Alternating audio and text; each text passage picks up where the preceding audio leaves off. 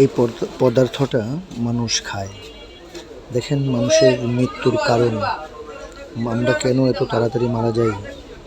এই যে পানি দেওয়ার পরে যে উতরাচ্ছে এই বিষাক্ত জিনিস মানুষ খায়, খাওয়ার পর তার ভিতরে কি অবস্থা হয়।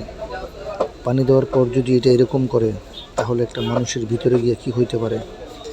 বছরের পর বছর, যুগের পর যুগ এইভাবে মানুষ এগুলো খাচ্ছে, এবং খাওয়ার পর দেখেন যে পিত্তথলিতে পাথর এবং ক্যান্সারের মতো বড় রোগ। এইসব পদার্থ খাওয়ার কারণে আমাদের আজকে এই অবস্থা, এত রোগ, এত কিছু হচ্ছে। আমরা তবু এই জিনিসটা ব্যবহার করি, অথচ এই জিনিসটা আমরা কোথায় ব্যবহার করা দরকার জানেন? পানি পরিষ্কারের জন্য ব্যবহার করা দরকার।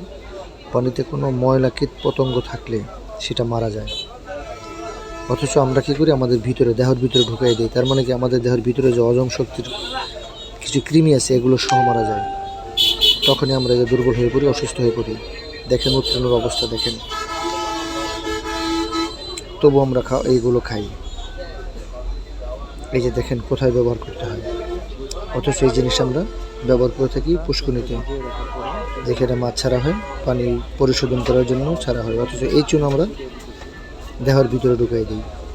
তারপর দেহের কী অবস্থা হতে পারে আপনারাই বলেন।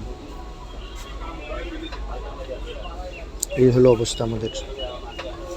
এটার পর দেখবেন এই চুন দেওয়ার পরে পানির কি কালার হয় সেটাও দেখতে পারবেন, এবং কেমন কালার হয় দেখলে মাথার গা শিরশিরে যায়। তবু তো আমরা বুঝি না। এই দেখেন এই চুন, এই পদার্থটা আমরা পেটের ভিতরে দিয়ে দিই।